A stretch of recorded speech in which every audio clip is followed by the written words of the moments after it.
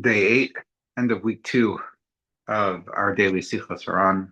I didn't think I'd make it this far, so that's pretty good. Thank God. Beginning by, as always, just taking a breath and trying to settle myself and focus just a little bit. In order to begin learning, we're in the middle of Sicha Hey, paragraph Gimel.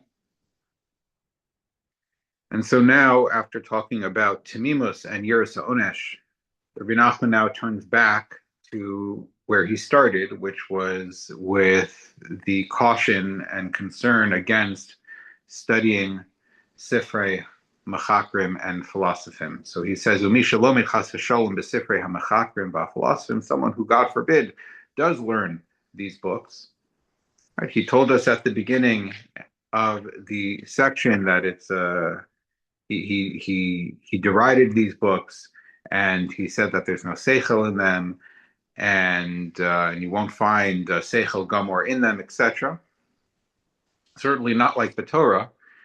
So that was just a contrast between these books, this kind of wisdom, this kind of way of thinking, and Torah wisdom and the Torah's way of thinking, which we try to parse as really a difference between what we're actually getting at. Are we stuck within Tzimtzum? Are we stuck within the parameters of what we can understand?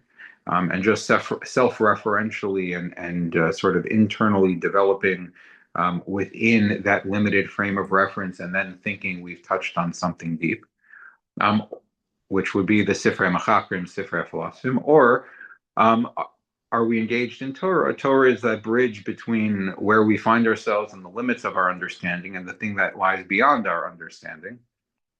And that's sort of an entirely different thing where we'll find Seichel Gamor, right? Complete, not just a complete wisdom, complete insight, complete intellect, not just a partial intellect, the intellect of Tzimtzum, the intellect of sort of the Or Pnimi that's constrained within the parameters of our experience in this world and how we observe this world through our Nivra lenses, our lenses of createdness and limitation.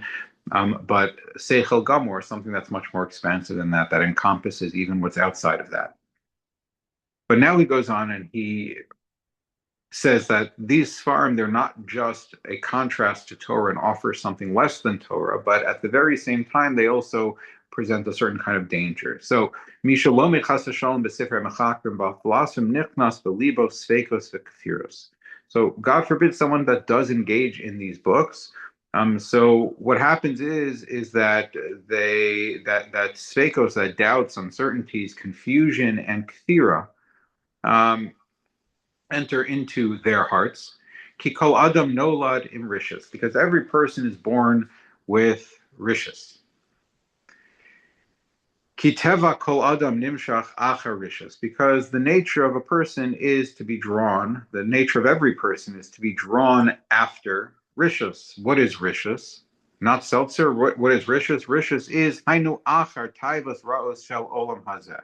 Rishus is to be drawn after. Rishus is the taivos raos, the bad taivos, the bad cravings, the need, the neediness, the insecurity of olam hazeh, Rahman al Right? That's what rishus is. To be drawn after rishus is to be drawn after negative cravings of olam hazeh, the need for materiality, the sense that I'm not full, I'm not sufficient, I'm not safe, I'm not good, I'm not provided for, I'm not secure without these things of olam hazeh.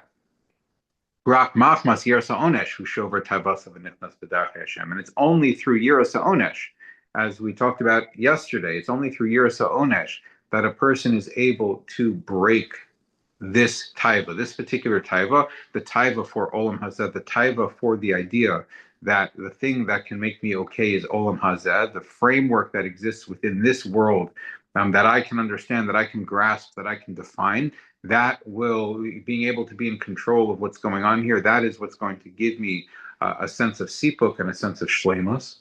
How do I break that? I break that only through Yiras HaOnesh. That's how I break it. How I break this. V'nichnas b'darchei Hashem. And as we said yesterday, and that through breaking this through Yiras HaOnesh is the way to enter in to Darchei Hashem, right? It's not the end point, perhaps, but it is certainly the beginning point. But when you study, when you learn these kinds of books, but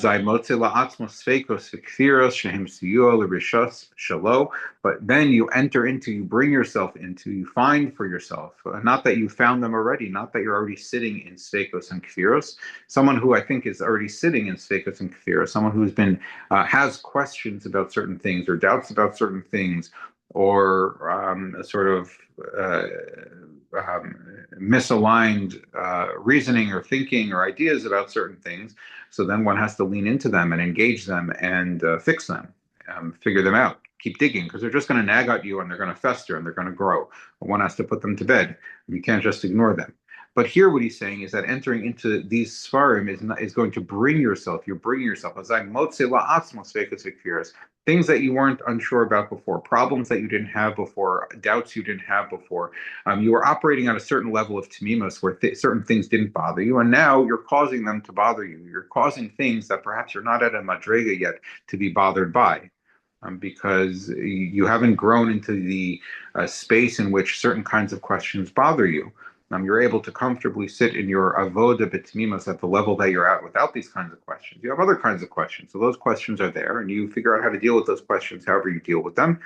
But now you're bringing yourself into other levels of questions and doubts and uncertainties that perhaps you're not ready to be dealing with. So what are they going to do? You don't have answers for them. You don't even have the kalim to develop answers for them or to receive answers for them, because you're not really holding by the questions. So certainly you can't be holding by the answers to those questions.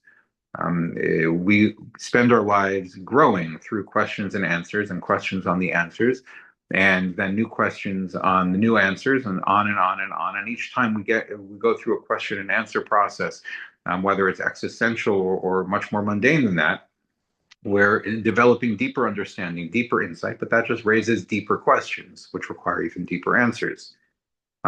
So when you enter into these books, you're engaging, or you're exposing yourself, you're bringing yourself into questions that aren't actually already bothering you. They're the questions that are not bothering you, and now suddenly you find them bothering you. And what does that do? Shehim siyua l'rishas shelo, sheyesh bo b'tivo. That helps, that reinforces, that enhances the rishus that you have that's built into your nature. And again, what is that rishus? It's not bad. We're not bad. What that rishus is, he already said, is that it's reinforcing the sense of olam hazanis. It's reinforcing the sense of I'm tied to materiality. And the solutions to my problems lie in materiality rather than in something that's beyond materiality. That's exactly what such books, to the extent that we define them this way, that's exactly what these kinds of books are proposing and suggesting, that the answers to all things will be found within this space of definition and creation and created existence. And if I sit in that space and I go deep in that space, I'll solve all of my problems. You're reinforcing that by sitting with the kinds of books that find all the answers in the human perception of reality and the human construction of the intellect and so on. Rather than reaching beyond that, you're stuck within it. So all that's doing is reinforcing your materiality, your olam hazanis, which is really what this rishus, this inborn rishus, is all about. Valkain, and therefore, ein anu motzim klal sheyeh eza adam nasa ish kasher b'yareh Hashem al yedei sefer hamachakrim. And thus, we find that there is no person in the world who has turned into an ish kasher, who's made into an ish kasher, who's made into a yareh Hashem through these kinds of books. Right? These books aren't helps. These books don't help. These books are not transformative. They can be helpful in a certain sense, but the limits of these books is that they can't turn you into an ish kasher, they can't turn you into a yareh Hashem, because by definition, what they provide for you is going to be constrained and limited within the realm of this worldliness and human intellect and human insight. Although we do find in these books lots of good things. We find good insights into human behavior. We find good insights into ethics. We find good insights into understanding our world. We find good insights into all kinds of wonderful things, but these are all insights into this worldliness.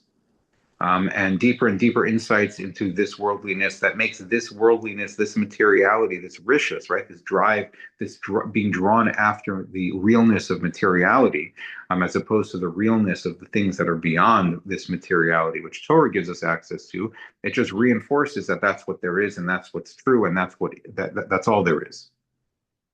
And there's lots of good stuff there, but nevertheless, it has its limits. And because it has its limits, it can't provide you with something that's beyond those limits. And that is to become an Ish Kasher and a Yarei Hashem. Can't become a genuine Yarei Hashem if I'm stuck in this world and the only thing I see and I encounter is the parameters of this world. I can't become an Ish Kasher, which elsewhere Rabbi Nachman talks about in terms of Ratzon.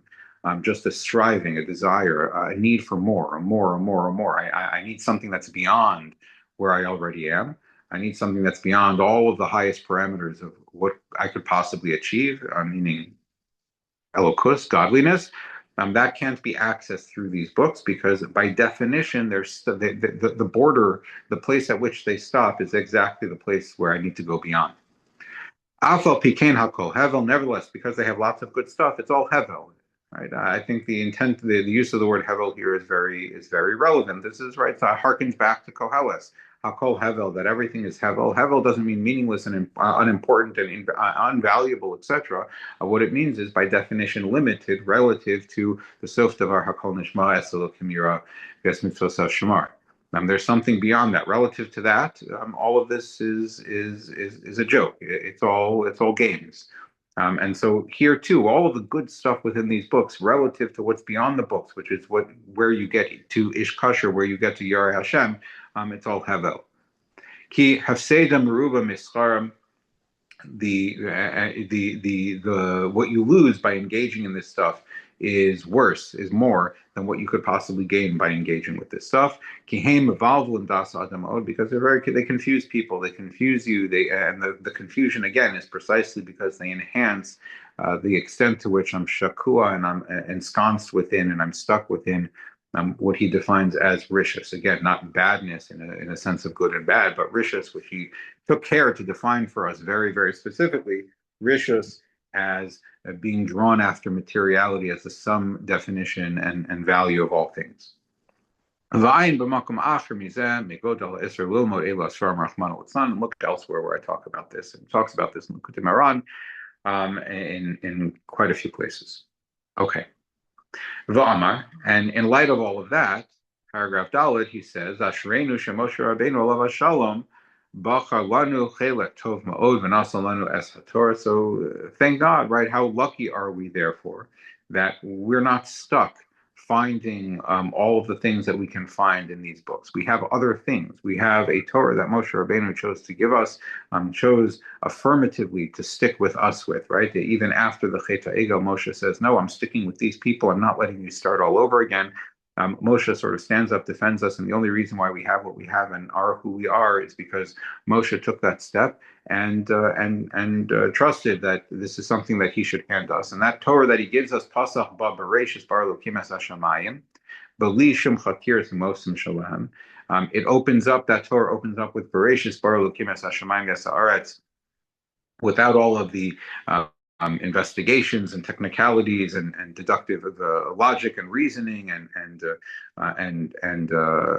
insights and conclusions and so on and so forth. Rather, the Torah simply opens up with a fact. Bereshis bar Elokim, it simply opens up with a fact. To take it or leave it, trust it, don't trust it. It requires a leap of faith to begin Torah. Not a proof. There's no proof to any of to the way the Torah starts. It's not deductive. It's irrational. Or it's super rational. And there's no further reason for the Bereshis bara Elokim es hashamayim ves haaretz other than the fact that it's there. And if you're willing to take that leap, and that leap is essentially a reflection of the Timimos and the Yiras HaOnesh that he talked about earlier, then you have access to it. Unlike Sifrei Mechakrim, those don't require leaps of faith. Those don't engage you in stepping outside yourself and transcending your own limits by saying, I'm going to engage this and trust it, even if you can't prove it to me. No, the whole way that all of those books work is I'm going to give you a proposition. Here's my thesis, and here's how I prove that thesis. And if you're convinced by it, then great. And if you're not convinced by it, then no. And that, of course, has a certain kind of very important value within the framework of Olam Hazeh. But it can't allow us to get to what's beyond Olam Hazeh because everything has to be proven and everything has to be proven within the system.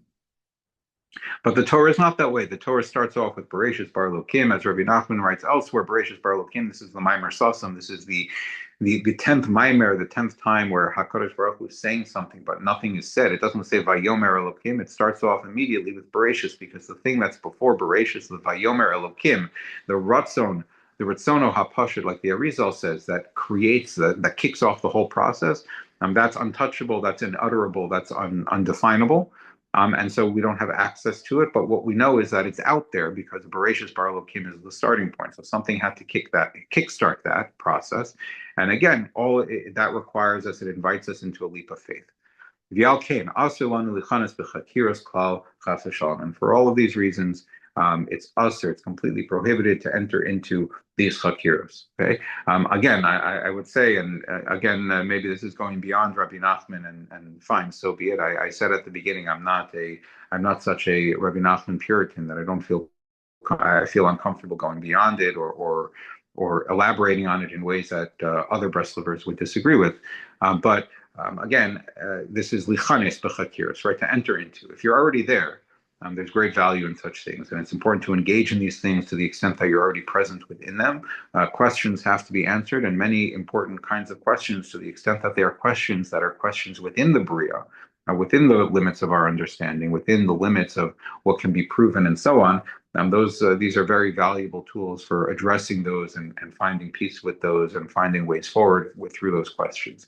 But to enter into them, to create problems, to create questions that are not there, and that's an exercise not in tamimus, but that's an exercise in sort of um, you know selfish and self-important mental puffery. V'asha b'Zohar HaKadosh, paragraph Hey, V'asha b'Zohar HaKadosh hu megana yiras ha'onesh. And although the Zohar itself derides yiras ha'onesh, and talks about much higher levels of avodas Hashem than yiras ha'onesh, kavar mavur al zeh teritzim mitzvah musar. There are many answers to this. Ki be'emes ikar avodas Hashem hi rak al yidei yiras ha'onesh, because really, the ikar, the core, the crux, the foundation of avodas Hashem is in yiras ha'onesh. There are many answers to why the Sefer Zohar seems to deride Yiras Onesh, not seems to, does deride Yiras Onesh. He doesn't bring them here now, but just as a ending, one of those explanations, or one of those explanations for why the Zohar derides Yiras Onesh is simply because if you're learning the Sefer Zohar, then you ought to be at a level where Yiras Onesh, relatively speaking, you've moved past and you're holding in something else. Yiras Onesh, again, is an entry point, and because it's an entry point, it's foundational and universal, and it's the entry point to each level of growth. But if you're growing, you're constantly moving past it at whatever level you're at, and appreciating that there are things beyond it and not stuck in it. Okay, so Bezras Hashem will continue next week on Monday with still in Sicha Hey. We have two more paragraphs to get through in Sicha Hey, and we'll keep going. Have a wonderful day.